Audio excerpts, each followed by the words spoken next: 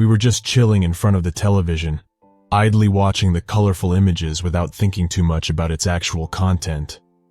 That had always been our usual routine, to get home, not speak, and just turn our brains off for the evening.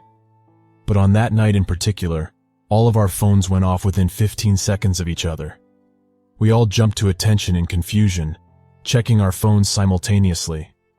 All it had been was a simple message, but one carrying a crystal clear meaning. Emergency alert. This is a message to the citizens of Newport. Do not leave your homes, stay inside, and don't open the door to anyone, not even your own family or friends.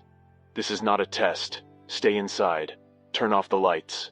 Our minds raced, but none of us were able to speak a single word. I looked over at my dad, who'd put on his glasses to make sure he read the message correctly.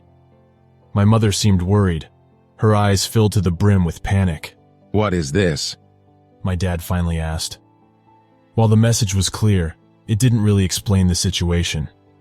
It was the first and only emergency alert we'd ever received in our small town, apart from the occasional test message. It was real. Something dangerous was on its way, and we hadn't the faintest idea what.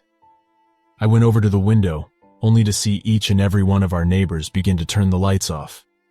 Within a couple of minutes, the entire neighborhood had turned dark, leaving us confused in a haze of ignorance. "I'm calling the police," Dad said as he dialed the number. It started to ring, and Dad put the phone on speaker. But instead of a person picking up, he just received an automated message. We're experiencing heavy call volumes at this time. Please do not hang up. You will be redirected to one of our dispatchers shortly. What is going on? Mom asked. "I don't know, this is..." Dad said before trailing off. I still stood by the window, watching the empty neighborhood, wondering if anyone would defy the message and go outside. In the meantime, Dad was trying to call the police again. After the third attempt, he tried to reach his coworker instead, who lived further downtown. "Hey, David, did you get the same message as us?" Yeah, it's bizarre. Most people are staying inside, though. A few went out on the street to mess around, fucking idiots. They seem fine, but I don't know. Wait, what's that? Dad waited patiently as David went silent on the other end of the line. I think the military is out on the street, but they look odd. They're all wearing gas masks, but the masks have 3 eyes. I don't even know what kind of weapons they're carrying. "Can you take a picture and send it to us?" I'll try, hold on. A few seconds passed, and another beep could be heard from my dad's phone, signifying that we'd received a picture. My dad quickly opened it, but what greeted us was little more than a tangled mess of colors from a clearly corrupt photograph. "David, the picture isn't showing up. Try again." Yeah, it doesn't work. The camera won't save the pictures correctly. A loud screech took over the line, shoving us all to the ground as we held our hands tightly over our ears. Though it came from the phone, it was an impossible sound that should have blown the speakers to smithereens in a second. Once the sound had subsided, we could still hear someone frantically breathing on the other end. "David, what happened?" They killed them all. They shot them with these weapons, just shredded them to pieces. "David, you need to hide." But they're just standing there. It's like they're frozen in place. I don't understand. Why are they doing this? Why are they...